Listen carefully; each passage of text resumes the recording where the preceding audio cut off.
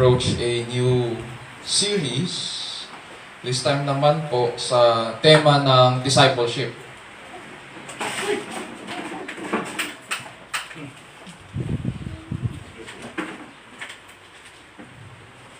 Sa Mark chapter 8.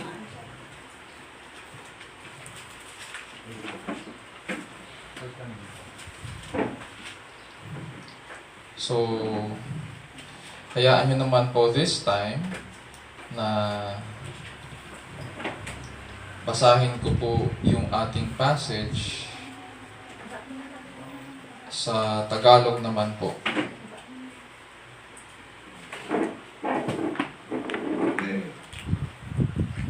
Okay lang po ba siya? Okay lang.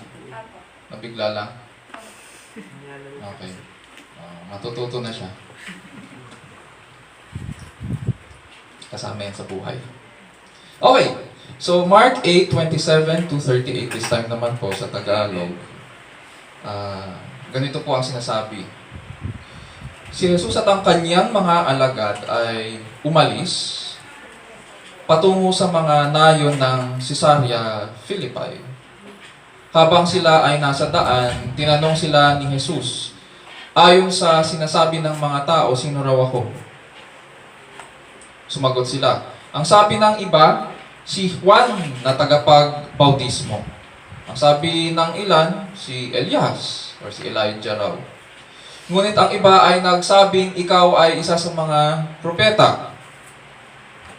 Sinabi niya sa kanila, ngunit ayon sa inyo, sino ako? Sumagot si Pedro at sinabi sa kanya, ikaw ang Mesiyas. Kaya mahigpit na ipinagbili ni Jesus sa kanila na huwag nilang sasabihin sa kanino man ang patungkol sa Kanya. Sinimulan niyang magturo sa kanila, kinakailangang, sabi ng Panginoon, kinakailangang ang anak ng tao ay maghirap ng maraming bagay at tanggihan ng mga matanda, mga pinunong saserdote at mga guro ng kautusan at ipapatay. At pagkalipas ng 3 araw ay muling mabubuhay. Hayagang sinabi ito ni Jesus sa kanila, gayunman, isinama siya ni Pedro sa isang tabi at sinimulang sawayin siya. Ngunit sa paglingon at pagkakita ni Jesus sa kanyang mga alagad, sinaway niya si Pedro na sinasabi, pumunta ka sa likuran ko, Satanas. Ito ay sapagkat hindi ukol sa Diyos ang iniisip mong mga bagay, kundi ukol sa mga tao. Verse 34, pinalapit ni Jesus ang mga tao kasama ang kanyang mga alagad at sinabi sa kanila, ang sino mang nagnanais sumunod sa akin, tanggihan niya ang kanyang sarili, pasanin ang kanyang krus, at sumunod sa akin. Ito ay sapagkat ang sino mang nagnanais na magligtas ng kanyang buhay ay mawawalan nito. Datapwat ang sino mang mawalan ng buhay dahil sa akin at sa Ebanghelyo ay maliligtas niya ito. Anong mapapakinabangan ng isang tao kung makakamtan man niya ang buong sanlibutan at mawala ang kanyang kaluluwa? Ano ang maibibigay ng tao bilang kapalit sa kanyang kaluluwa? Ito ay sapagkat ang sino mang magkakahiya sa akin at sa aking mga salita sa harapan ng lahing ito na mapangalunya at makasalanan, ay ikahihiya rin ng anak ng tao pagdating niya sa kalwalhatian ng kanyang ama na kasama ng mga banal na anghel. Ito po ang salita ng Panginoon, purihin ang Diyos. Ang title po ng ating pag-aaralan sa umagang ito ay Take Up Your Cross and Follow Me. Sa panahon po natin ngayon, karaniwan natin makikita ang tema ng discipleship sa mga mission at vision ng mga churches. At malamang, narinig o nabasa na po natin ang mga sumusunod na mga mission ng mga churches na may kinalaman sa discipleship. For example na lang, making God's people. Siguro nakita na natin yun sa mga tagline or mga mission statements ng mga churches. Making God's people or making disciples. Meron namang iba, making Him known. Diba? Maririnig natin na ginagamit ang salitang discipleship sa mga Christian groups and ministries. Pero ano nga ba talaga ibig sabihin ng discipleship? From the root word disciple? Ano ibig sabihin ng disciple? Sa Tagalog? Disipulo? Ginawa lang, inano lang? Tagalize lang? Alagad? Tagasunod? Pero ano ba talaga ibig sabihin nun? Matatandaan po natin, bago umakyat ang Panginoong Kristo sa langit, binilin po niya sa kanyang mga alagad, "Go therefore, make disciples of all the nations." Sa Matthew 28:19. After which, doon sa verse na yon, he continues that verse and proceeds in telling his disciples how to make disciples.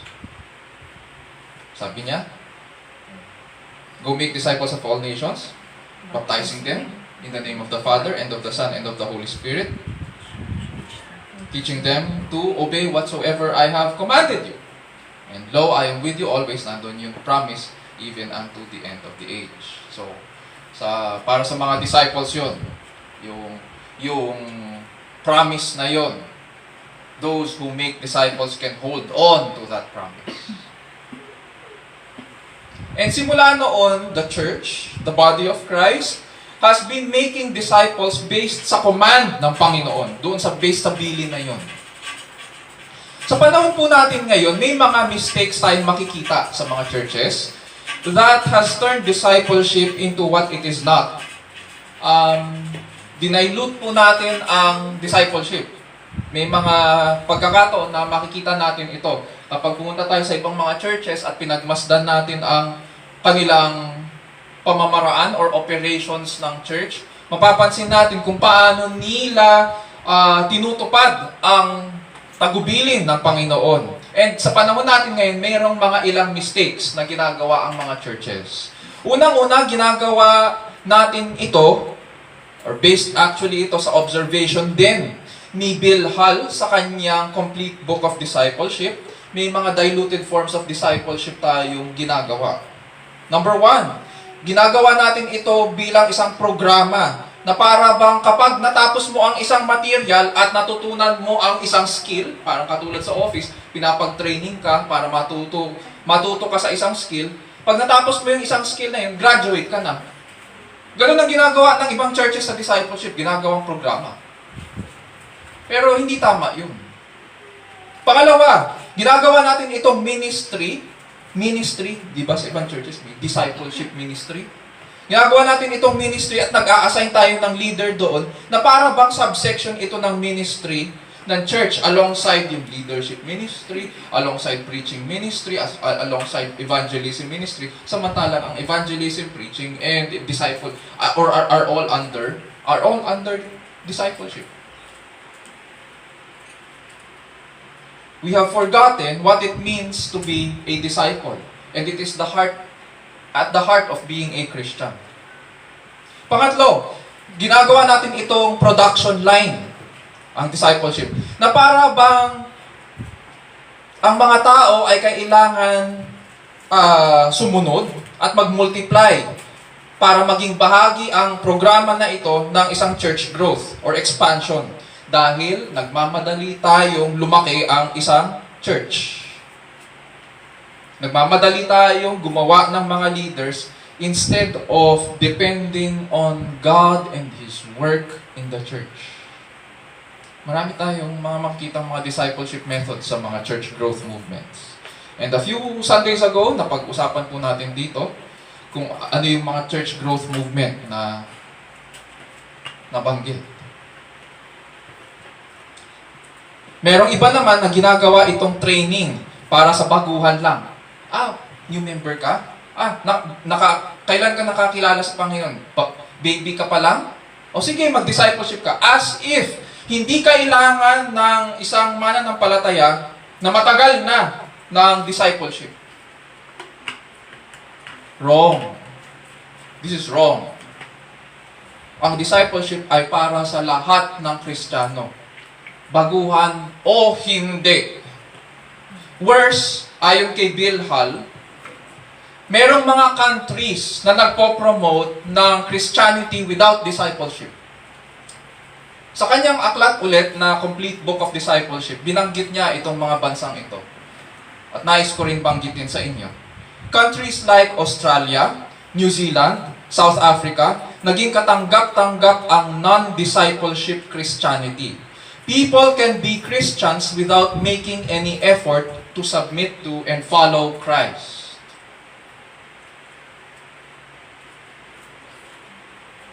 Ang discipleship po has always been at the heart of Christianity, and it has been at the heart of the life of the church.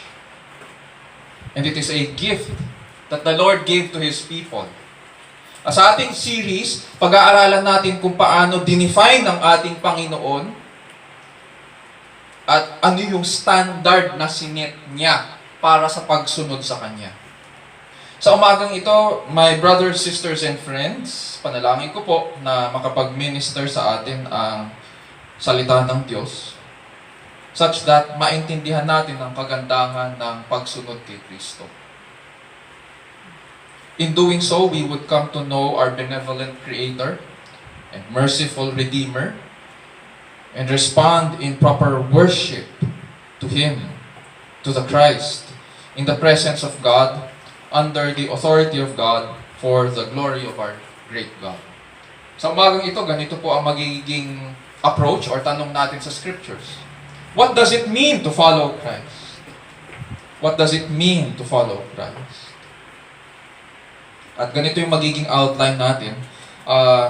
Hinati natin yung ating passage sa tatlong bahagi. Verse 27 to 30, pag-aaralan natin yung the person of Christ.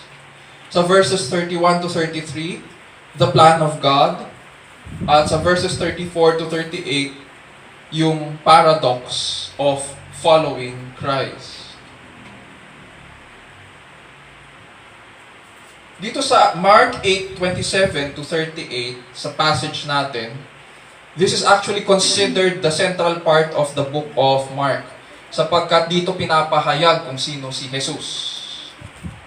Dito fully sinasabi kung sino siya.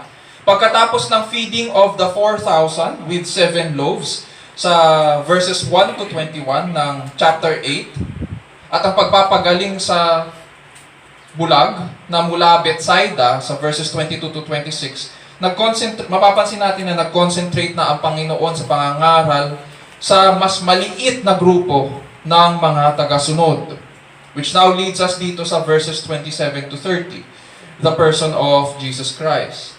Sinasabi po dyan, verse 27 to 30, Jesus went out along with His disciples to the villages of Caesarea Philippi. And on the way, He questioned His disciples, saying to them, "Who do people say that I am?" They told Him, saying, "John the Baptist. And others say, Elijah. But others, one of the prophets." And He continued by questioning them, "But who do you say that I am?" Peter answered and said to Him, "You are the Christ." And He warned them to tell no one about Him. Tingnan muna natin yung setting, no? Sinasabi diyan, lumabas sila patungo sa mga nayon ng Caesarea Philippi. Pag binasa po natin ang chapter 8 verse 22, nasa Bethsaida po sila, yung birthplace ni Pedro, ni Andrew at saka ni Philip. At nasa north side ito ng Galilee. Ang Galilee po ay yung lake, isa sa mga lakes doon sa Israel. And yung mga nakapaligid doon sa lake na yun, mga fishing villages. At yung Bethsaida ay nasa north side ng lake na yun. Dito sa verse 27, sinasabi na umalis sila patungo sa mga nayon ng Caesarea Philippi. And so, pumunta sila sa north, papuntang north pa. Lumabas sila sa Bethsaida at naglakad patungong Hilaga. Ang Caesarea Philippi po ay under kay Philip the Tetrarch, isa sa mga anak ni Herod the Great. And so, ang Caesarea Philippi po ay hindi Jewish country, kundi Gentile. Gentile country po ito. Ang Caesarea Philippi ay 40 kilometers from Bethsaida. So isipin lang natin mula Marikina, naglakad ka papuntang Santa Maria, Bulacan. Okay lang sa kanila yun. Noon, maglalakad ka ng 40 kilometers, walang problema yun. Kaya yun ng isang, siguro kaya yun ng kalahating araw. At naglalakad sila, nagkakwentuhan sila.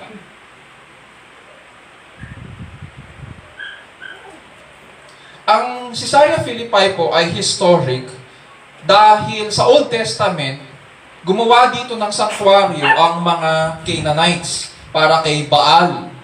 At dito rin nahulog sa idolatry ang mga Israelites noong panahon ni Jeroboam, yung unang hari ng Northern Kingdom. Dito rin sa Caesarea Philippi, nagtayo ng templo ang mga pagano.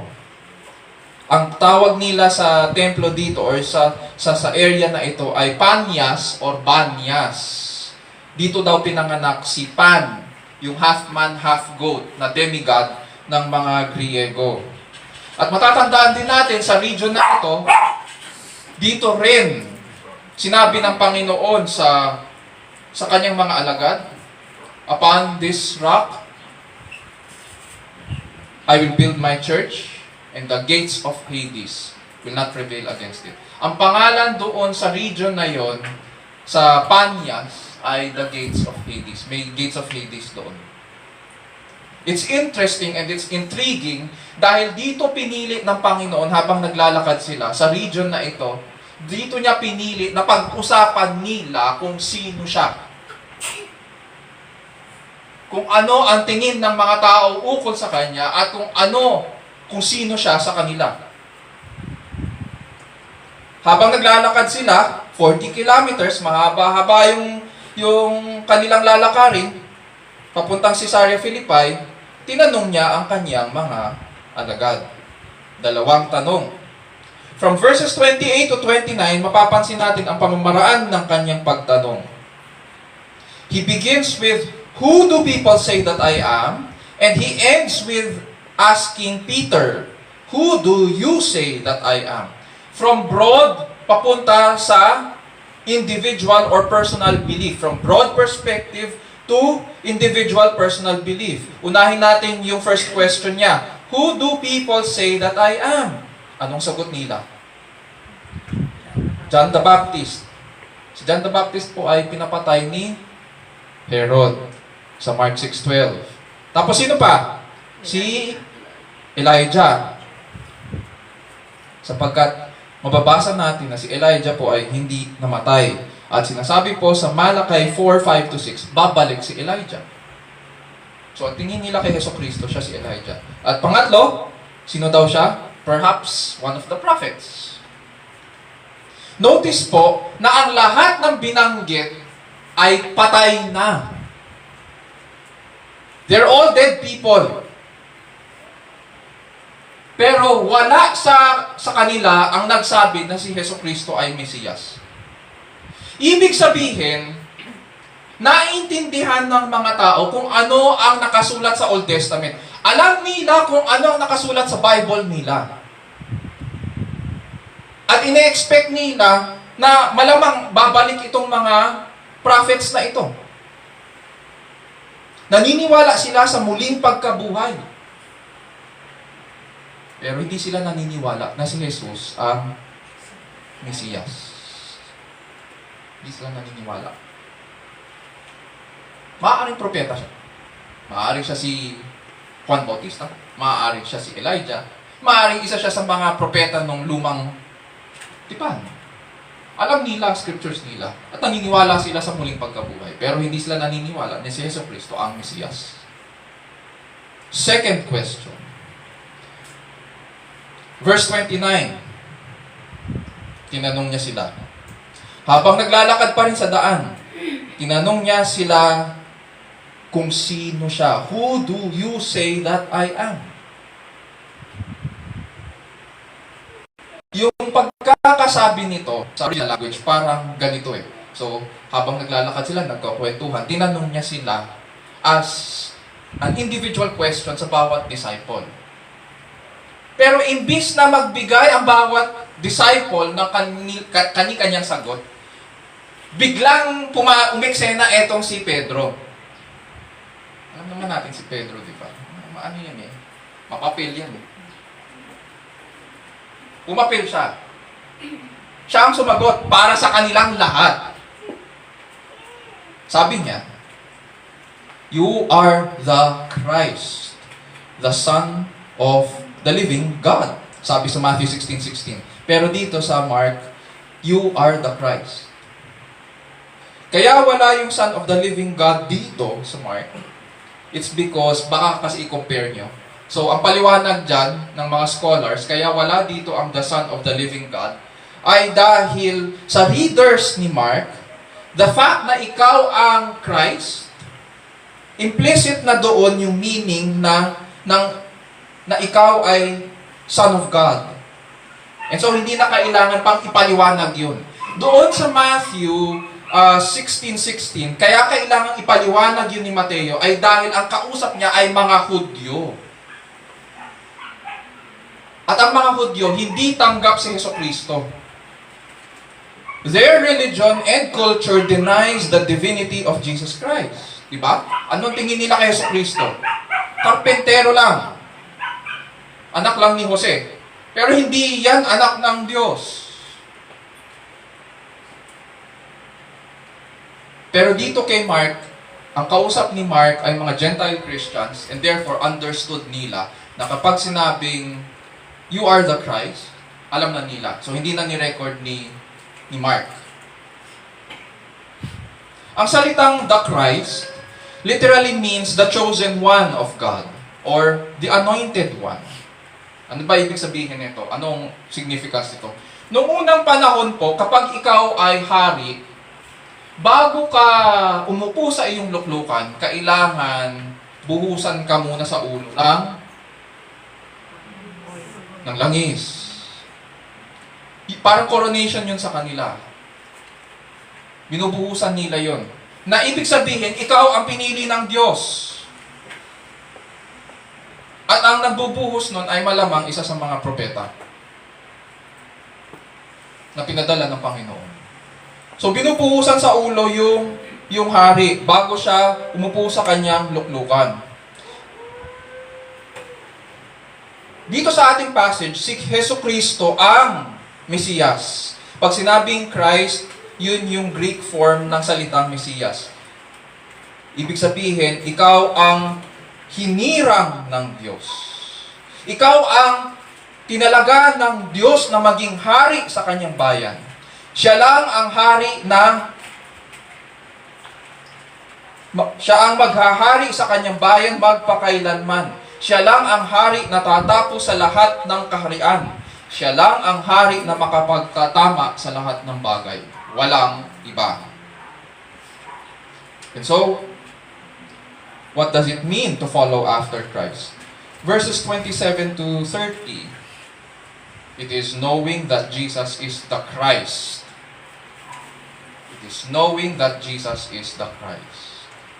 Na siya ang hinirang ng Diyos. Siya yung pinili ng Diyos na maghahari sa kanyang bayan. Siya ang magtatama sa lahat ng bagay. At napag-aralan natin yun sa kasaysayan ng kaligtasan, di ba? Siya yung pinangako mula pa lang sa panahon ni Adan at ni Eva. In Matthew 16:17, pagkatapos sagutin ni Pedro ang tanong ni Jesus, ganito naman ang naging response sa sagot ni Pedro. Sa Matthew 16:17. And Jesus said to him, "Blessed are you, Simon Bar-Jonah, because flesh and blood did not reveal this to you, but my Father who is in heaven." And so this is important for us to remember. Knowing that Jesus is the Christ is a matter of divine revelation. Ibig sabihin, only God can open our eyes para makilala natin si Hesukristo. Kahit ano pang pilit natin sa kausap natin, Kahit anong pilit pa, kahit anong paliwanag ang gawin natin, kung hindi maintindihan ng kausap natin, ibig lang sabihin nun, hindi binukas ng Diyos ang mata ng taong yun. Hindi nagpahayag ang Diyos sa kanya. And so, knowing that Jesus is the Christ is a matter of divine revelation. Sabi ni Jesus kay Pedro, was it because of flesh and blood? No. Sabi niya, flesh and blood did not reveal this to you. But, ano daw? Sino daw? My Father who is in heaven. Ang pagkilala kay Kristo ay hindi naaayon sa talino ng tao, hindi sa galing ng paliwanag, kundi ito ay nakadepende sa pagpahayag ng Ama mula sa langit.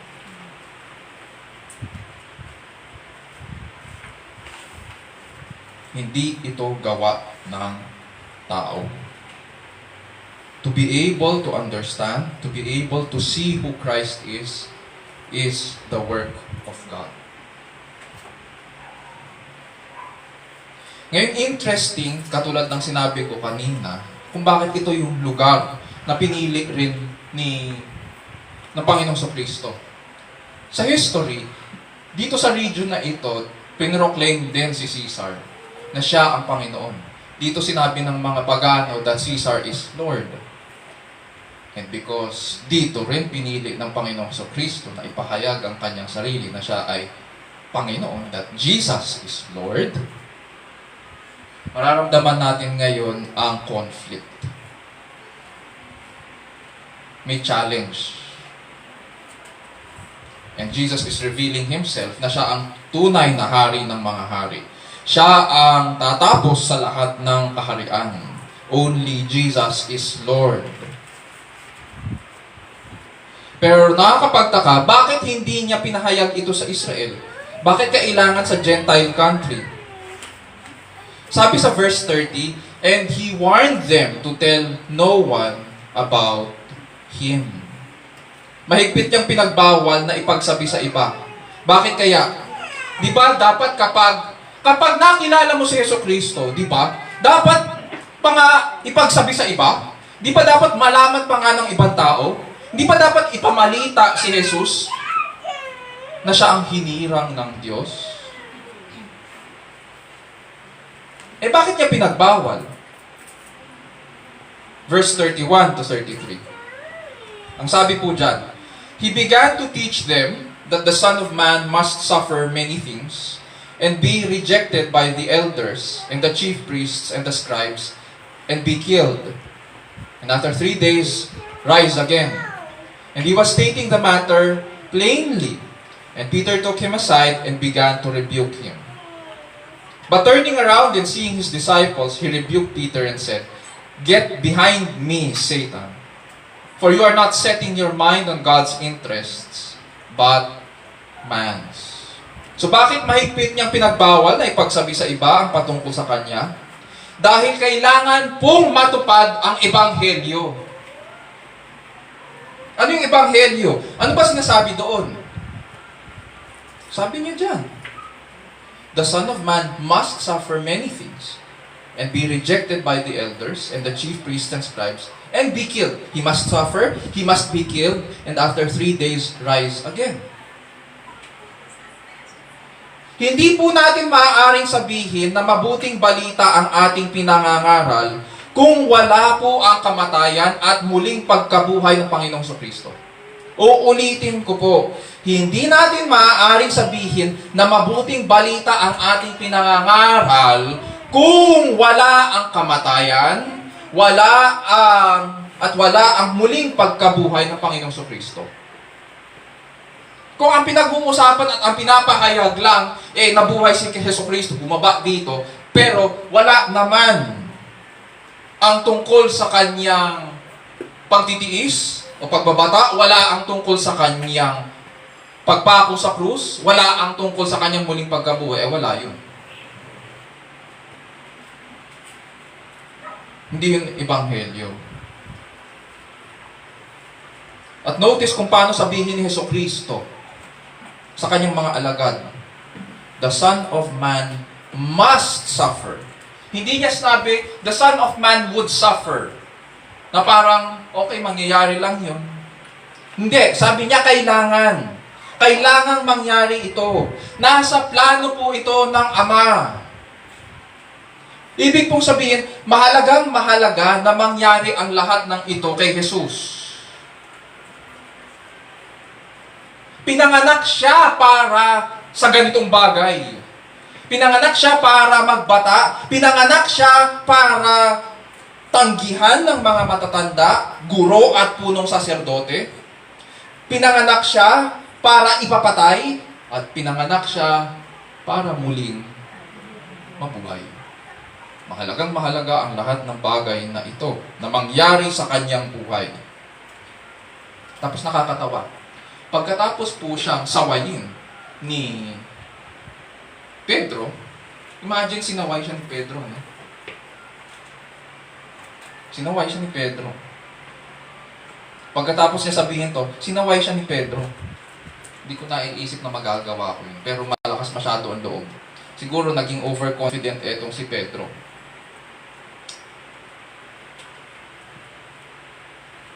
Bigla siyang hinila ni Pedro pagkatapos niya sabihin yun. Hinila siya sa isang tabi at sinimulang sawayin. Sa original language, yung pagkakagamit sa salitang sawayin, ito yung same word na ginagamit ni Jesucristo sa mga demonyo. So, very strong ang pagkakagamit sa kanya ni Pedro. Parang kulang na lang pagalitan niya ang Panginoong Jesucristo. Ganun ang nawawala kasi sa Tagalog at saka sa English. Pero, pag binasa sa original language, yung same words na ginagamit ni Jesucristo sa mga demonyo, pag pinagsasabihan at pinalalayas, yun yung sinasabi dito, yun yung strength ng language na ginagamit ni Pedro dito. Kulang na lang pagalitan niya ang Panginoon. So, bakit kaya naging ganito ang reaction ni Pedro? Gusto ko bilugan natin yung salitang Son of Man, yung pagkakagamit ng Panginoong Jesucristo na Son of Man. Ang salitang Son of Man ay, pag pinag-uusapan natin sa panahon ngayon, ano ba ang pumapasok sa ating isipan? Karaniwan, pag Son of Man, ang sinasabi natin ay, yan yung pagiging tao ni Jesucristo. Pero pag bumalik tayo sa Old Testament, tinignan natin ang Book of Daniel, sa Daniel 7:13-14, makikita natin na ang Son of Man doon ay hindi tao. Tanging yung Son of Man na yun lang ang nakalapit sa luklukan ng Diyos. And therefore, hindi tao yun. Oo, doon sa Daniel, yung figure na yun, ang tawag doon ay Son of Man at ginagamit yun dito ng Panginoong Jesucristo. Siya po, itong Son of Man na ito, siya po ang alagad ng Panginoong Diyos na paparito at magliligtas sa kanyang bayan. Kaso, sa isipan ng mga Hudyo, malayong-malayo ang sa konsepto nila ng isang Mesiyas, yung buhay ni Jesucristo. Wala sa iniisip nila. For example na lang, sa Isaiah 9:6, at ito ang kanilang pinanghahawakan, notice yung pagkakasabi dito ng prophecy. For unto us a child is born, or gamitin ko na lang itong nandito sa Bible ko. For a child will be born to us, a son will be given to us. And the government will rest on his shoulders, and his name will be called Wonderful Counselor, Mighty God, Eternal Father, and Prince of Peace. Madalas kinakanta ito kapag Christmas. At kino-quote itong Isaiah 9:6. Ang basa ng mga Hudyo sa prophecy na ito ay consolidated political and military power doon sa Mesiyas. In other words, ang pagkakaunawa nila, pag dumating at bumaba ang Mesiyas para sa kanila, kailangan hari siya. Makilala siya ng buong bayan. Kailangan nasa kanya ang kapangyarihan. Kailangan siya ang tatalo sa Roma at sa mga kaaway ng mga Hudyo. Kailangan public ang kanyang pagbaba. Ano ba naman ang pagbaba ni Jesucristo? Hindi naman public yun. Nung naipanganak siya, sino ba ang nakaalam ng kanyang kapanganakan? Di ba yung mga mababahong nagpapastol? Huwag niyong sabihin na nandun yung mga hari. O yung mga nandun po yung three kings. Unang-una, hindi hari yun. At pangalawa, hindi siya three. Walang sinasabi sa Bible na three yun. Walang political figures nung pinanganak si Jesucristo. Pangalawa, hari ba siya? Ang tatay niya, karpintero lang. Tapos ang kasama niya, mga mangingisda. Asan ang hari? Asan ang Mesiyas? Wala. Pero, ang hindi nila alam, pero sinabi ng mga writers sa panahon, nung sinulat ng mga writers, si Jesucristo po ay mula sa lahi ni Judah. Sa tribo ng mga hari. On both sides. Kay Joseph at saka kay Mary. So, hindi pwedeng sabihin na si Jesucristo ay hindi hari. Sapagkat doon siya nagmula on both the father and mother side sa lahi ni Judah. Pero hindi nila nakikita yun. Kasi ang tinitignan nila, ang gusto nila sa isang Mesiyas, a political and military leader. Para sa kanila, ang kingdom kailangan magsagupaan. Darating ang kingdom ng haring ito at sisirain ang lahat ng kaharian sa mundong ito. Yun yung popular idea during that time. Para sa kanila, it's one thing to fight your enemies and die fighting. And it is another to say na bumaba ako, nabuhay ako para mamatay. Magkaiba po yun. Yung bumaba ka dito para makipagsagupaan, na parang ikaw ay isang tanyag na leader at makikipagbunuan ka sa iyong mga kaaway, doon sa sinasabi ni Jesucristo na kaya ako pinanganak para mamatay. Magkaiba po yun. Wala sa isip nila na maghihirap at mamamatay ang Mesiyas. Wala, sapagkat yung ginagawa ni Jesucristo sa isipan nila ay gawain ng talunan. At ito malamang ang dahilan kung bakit hinila ni Pedro ng malakas si Jesus sa isang tabi at pinagalitan. Wala sa isipan niya yung ganyang klaseng kwento. Anong nangyari? Pagkatapos sawayin ni Pedro si Jesus, tumingin si Jesus sa kanyang paligid, nakita niya yung kanyang mga alagad. Pagkakataon ito para i-correct. Kasi, hindi lamang si Pedro ang nag-iisip ng ganon. Pag hinayaan niya na si Pedro, na ganito ang isipin ni Pedro, si Pedro ang spokesperson ng mga disciples eh. Siya yung tumatayo ngayon na nagsasalita eh. Pag hinayaan ni Jesucristo to, magpapatuloy yung ganitong maling turo. Pagkatapos siya saway ni Pedro, sinaway naman din niya si Pedro. Both strong words ang ginamit. At ano sinabi niya kay Pedro? Get thee behind me, Satan. For you are not setting your mind on God's interests, but man. Kung kanina sinasabi ni Pedro, no, ano ba yung pinagsasabi mo, Jesus? Hindi ka mamamatay. Bumaba ka para itatag ang kaharian ng Diyos, magtatagumpay ka. Nung sabihin ni Pedro na ikaw ang Mesiyas, malamang feeling niya siguro, wagi siya. Diba? Natural, tama sagot ko eh. At kapag in-affirm naman ng Panginoon yun, natural, kung ikaw ang nandun sa kalagayan niya, wow, tama sagot ko. Ngayon, sinaway siya ng Panginoon. Get behind me, Satan. Tawag pa sa kanya. Tinawag kang Satanas. Sa original language, Satan or enemy.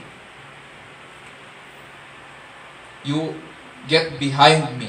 Sa Tagalog, tatagalogin ko na lang. Nawawala kasi rin sa Tagalog Bible. Kung sa salitang kalye, umayos ka! Ganun ang ibig sabihin. Kaaway ka ngayon, umayos ka! Ganun ganun ka-strong yung language. Umayos ka. Wala ka sa hulog. Ba? Bakit? Sinabi dyan ng Panginoon, you are not setting your mind on God's interest but man's. Nakilala agad ng Panginoong Kristo kung saan galing yung konsepto na nasa isipan ni Pedro. Saan galing? Sa kaaway. Sinabi pa dyan ng Panginoon na you are setting your mind on the interests of the enemy. Hindi. Ang interest ni Satan, pansinin nyo, ano yung interest ni Satan? Sa kanya ba? Hindi. Ang interest ni Satan yung sa tao. Ano ibig sabihin nito? Ang pinopromote ng kaaway ay yung pansarili o makasariling kapakanan ng tao inuuna. Yun yung pinopromote ng kaaway. So kapag inuna mo ang pansarili mong kapakanan, kapag makasarili ka, alam na this. Kung saan galing yan. Hindi inuuna ni Pedro ang ayon sa salita ng Diyos. Kundi, ano daw? Ang pinopromote niya ang pagiging makasarili ng tao. Mas gustong sundin ni Pedro ang nasa pop culture. Yun yung popular nung panahon yon. Na ang Mesiyas ay military leader. Yun yung popular nung time na yun. Pero Christ wouldn't have any of it. Inutusan niya si Pedro na umayos siya. And so, this is another important point to remember. You cannot profess Jesus as the Messiah. Hindi mo maaaring ipahayag na siya ang Mesiyas. And at the same time, tatanggihan mo ang panukala ng Diyos na ipadala ang kanyang hari na mamatay sa krus. Hindi mo pwedeng sabihin yon na ikaw naniniwala ka kay Jesucristo, pero hindi ka naniniwala na siya ang hari na pinadala ng Ama para mamatay sa krus at muling mabuhay. Hindi pwede yun. Hindi mo maaaring sabihin na kinikilala mo si Jesucristo bilang Mesiyas, pero hindi mo naman kinikilala ang plano ng Diyos. Kaya mahalaga ang mga bagay na ito.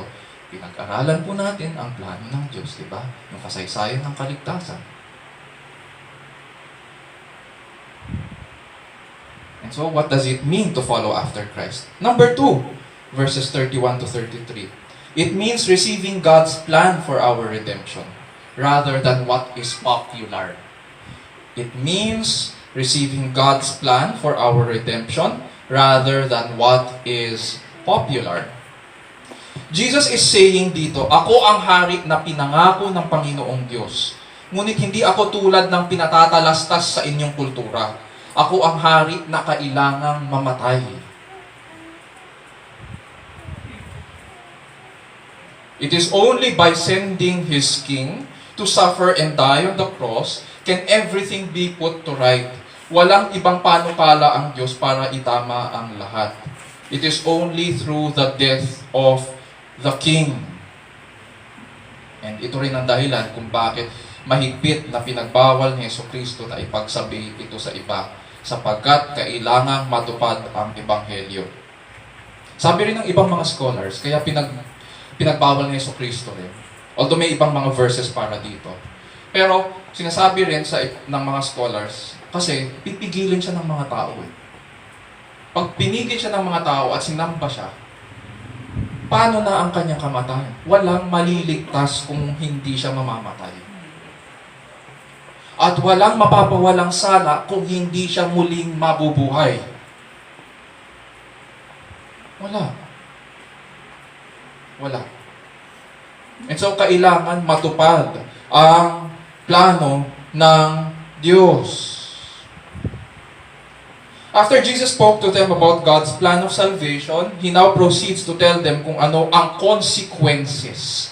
Because you know this. Because you know Christ. Because you know the plan of redemption.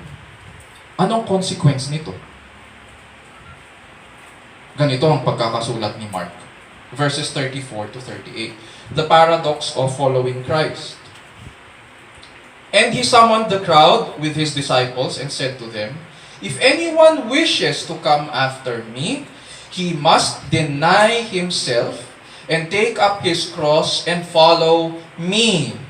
For whoever wishes to save his life will lose it, but whoever loses his life for my sake and the gospel's will save it. For what does it profit a man to gain the whole world and forfeit his soul? For what will a man give in exchange for his soul? For whoever is ashamed of me and my words in this adulterous and sinful generation, the Son of Man will also be ashamed of him when he comes in the glory of his Father with the holy angels. So, analyze po muna natin ang pinahayag ng Panginoong Kristo ukol sa consequences ng pagkilala sa Kanya. Sa verses 34 to 37. Sabi po niya dyan, if anyone wishes or if anyone desires to keep coming after me.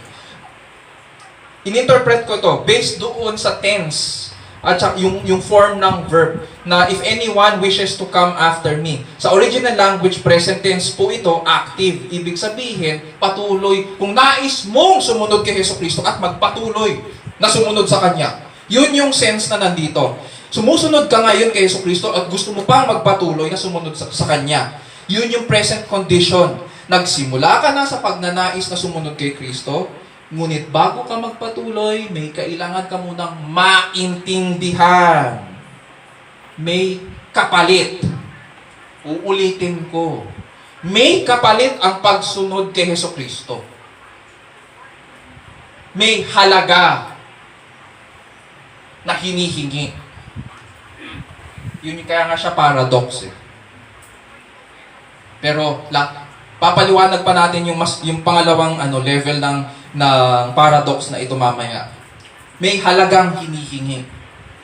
Sabi niya, ito yung kapalit. Deny yourself,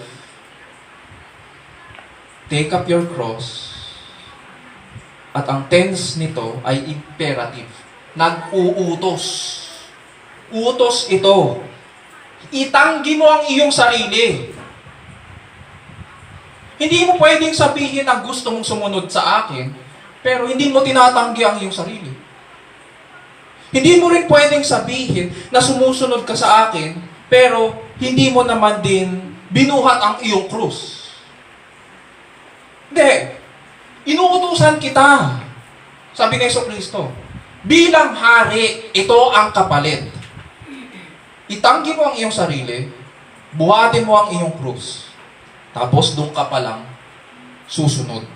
Ang form ng verb dito ay imperative ulit, present tense. Ibig sabihin, pagkatapos mo maintindihan yung kondisyon na yan, sumunod ka sa akin. Masasabi lang natin na sumusunod tayo sa Kanya, masasabi lamang natin na tapat tayo sa Kanya kung patuloy nating tinatanggihan ang ating mga sarili at pinapasan ang ating krus. Ngayon, ano ba ibig sabihin nitong pagtanggi sa sarili at pagbuhat ng krus? Narinig po natin siguro in the past na pag pinapaliwanag ito, or siguro narinig din natin sa social media kung ano ang paliwanag ng krus na ito.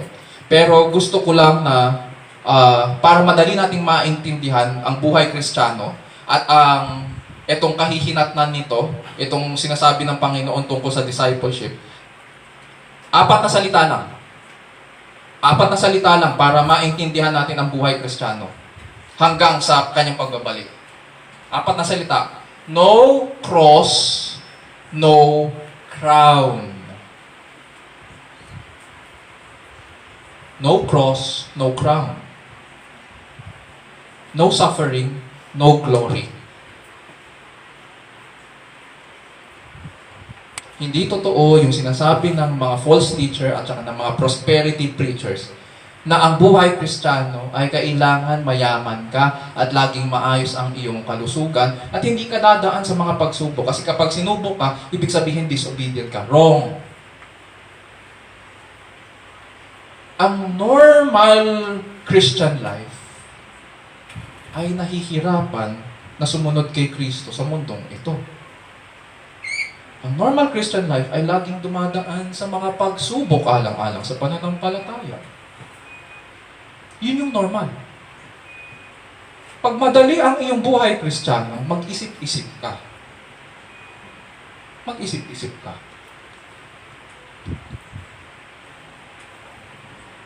No cross, no crown. Hindi mo maaaring makamit ang pagluluwalhati sa kaharian kung hindi ka magtitiis sa buhay Kristiyano. Ngunit kailangan po nating tanungin ngayon, ano bang klaseng pagtitiis ang hinihingi? Puntahan natin yung cross.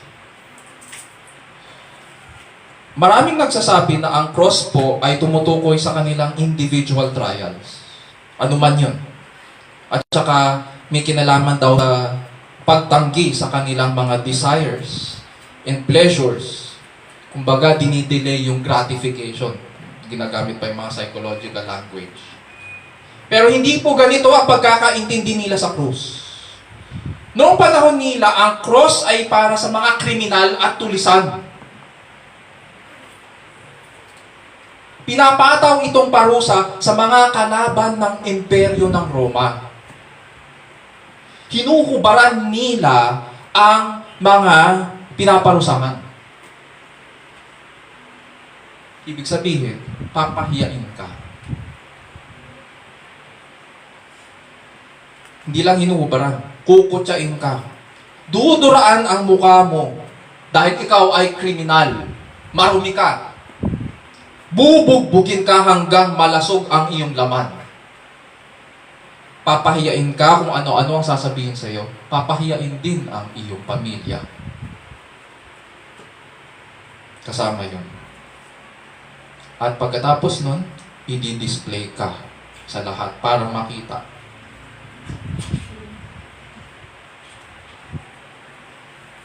Para makita ng buong mundo at hindi ka tularan. Ang krus po ay simbolo hindi lamang ng pagtitiis, kundi ito ay simbolo rin ng kamatayan. Ganyan ang magiging huling sandali ng mga pinarurusahan. Yan po ang krus. Ano ang sinasabi ngayon ng hari dito? Ang demand po ng hari dito, hindi ko gagamitin ang salitang invitation. Dahil ang hari po ay tumatawag at meron siyang mga requirements. May demand po ang hari. May karapatan siyang mag-demand sa mga sumusunod sa kanya.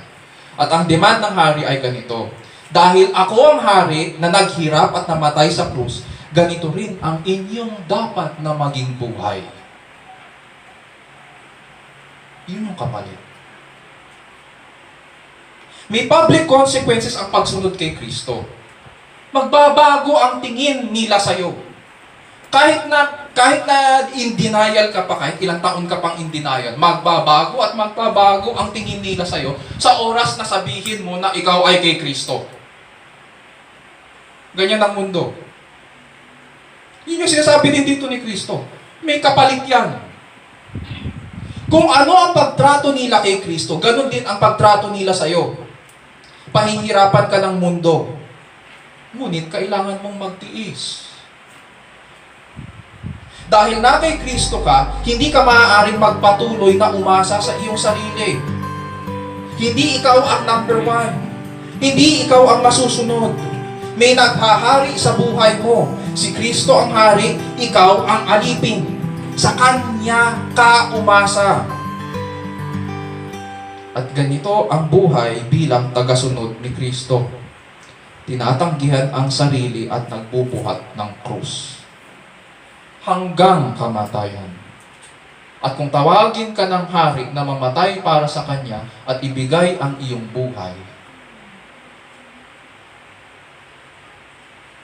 kung nais mong sumunod sa Kanya, hindi ka tatanggi. Susunod ka.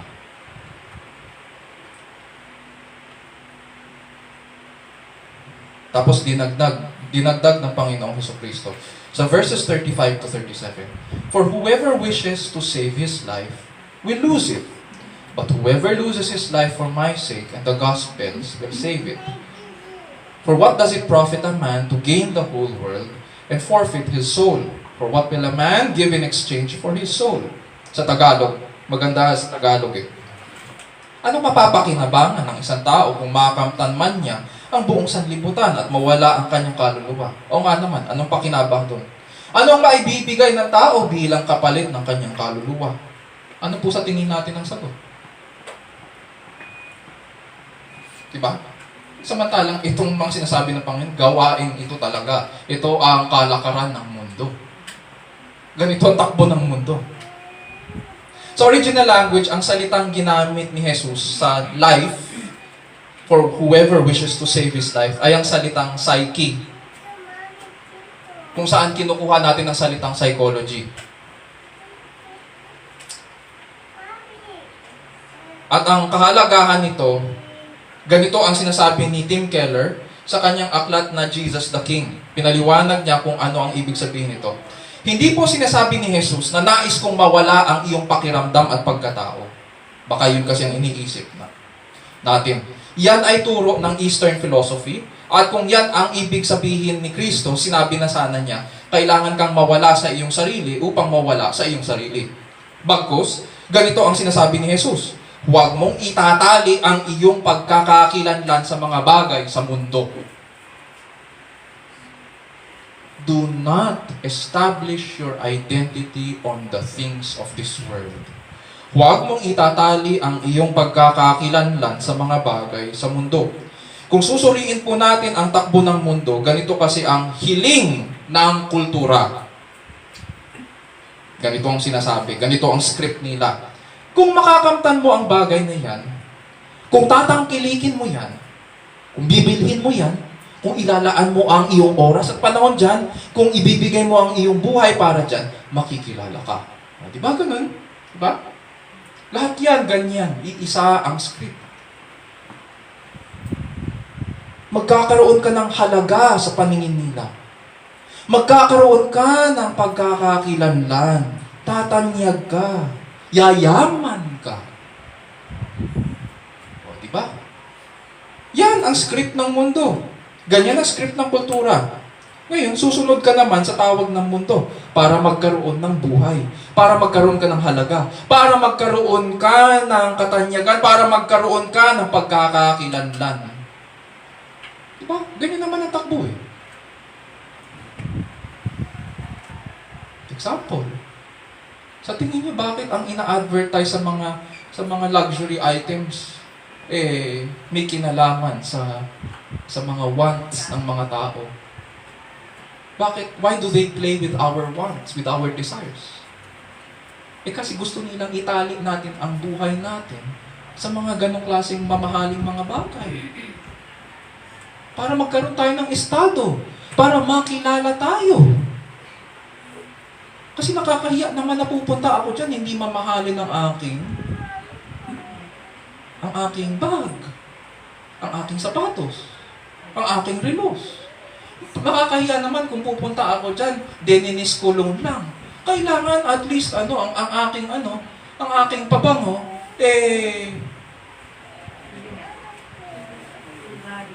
Bulgari. Bulgari pugong. Panlalaki. Nakakahiya kung Johnson's lang ang ko. Ganyan ang gusto ng mundo. Itatali mo ang iyong buhay doon sa brand nila. Ibibigay mo ang iyong buhay para sa kanila. Tapos sasabihin, meron ka ng buhay. Susunod ka ngayon. Ang problema sa ganito, ito. Wala namang tumatagal sa mundong ito. So bakit mo isusugal ang iyong buhay para sa ganyan? Pero kalakaran niya ng mundo. Tinali mo ang iyong halaga at pagkakakilanlan sa karir. Tinali mo ang iyong halaga at pagkakakilanlan sa mga relationships. Tinali mo ang iyong pagkakakilanlan at halaga sa salapi at sa katanyagan. Tapos pag bumagsak ang mga bagay na ito, ano na? Kasama ka. Pinagpalit mo ang buhay mo sa mga bagay na nabubulok, gumuguho, at lumilipas. Huwag kang aasa sa mga bagay na yan. Sabi ni Jesus, whoever loses his life for my sake and the gospels will save it. Ngayon, baka iniisip po natin, okay, madali lang pala. So huwag kong itatali ang buhay ko dyan. Yung kapag kakakilanlan ko, hindi ako yan, mga bagay na yan. O sige, ang gagawin ko, aayusin ko ang buhay ko, itatali ko ngayon ang buhay ko kay Kristo. Baka yun ang iniisip natin. Mali pa rin. Bakit? Kasi umaasa ka ngayon sa kakayahan mo para itali ang sarili mo kay Kristo. Maganda na na dinugtong dito ni Mark yung sinabi ng Panginoong Kristo, whoever loses his life for my sake and the gospel. Ang pinupunto dito ni Hesus Kristo ay ito. Huwag mong kakasangkapanin ang Diyos. Yung ginagawa mo kasi, yung dati mong gawain sa mundo, gusto mong gawin para magkaroon ka ng buhay sa Diyos. Kinakasangkapan mo siya para magkaroon ka ng buhay. Ganun ang ginagawa natin. Example na lang. Gusto mo ba magkaroon ng buhay na walang hanggan? Tanggapin mo si Hesus Kristo. Ano nangyayari? Ginagamit mo si Hesus Kristo, pero hindi siya yung ultimate end mo. Ginagamit mo si Hesus Kristo para mapunta ka sa langit. Dapat ang ultimate end mo si Kristo. Kaya ko tinanggap si Hesus Kristo kasi gusto kong makasama si Kristo. Siya ang buhay ko. So ngayon, anong sinasabi ng gospel? Ganito ngayon ang sinasabi ng gospel. Kaya napakaganda nung sinabi dito ni Mark. Ganito ngayon. Pag tinignan mo ang gospel, baligtad lahat.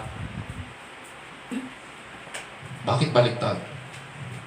Sinasabi sa atin ng Diyos na siya ang nagligtas sa iyo. Hindi ikaw nagligtas sa iyong sarili.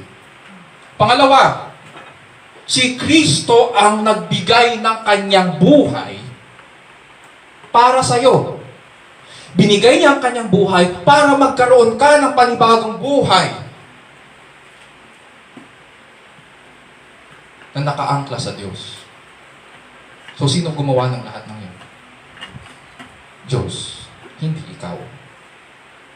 Yun yung sinasabi ng Ebanghelyo. Buhay para sa buhay. And this is now what it means to lose His life for my sake and the gospels. Dahil kilala natin si Kristo at nais nating sumunod sa Kanya, nararapat din tayong tumugon sa Kanya. Sa anong paraan? Susunod tayo hanggang sa krus.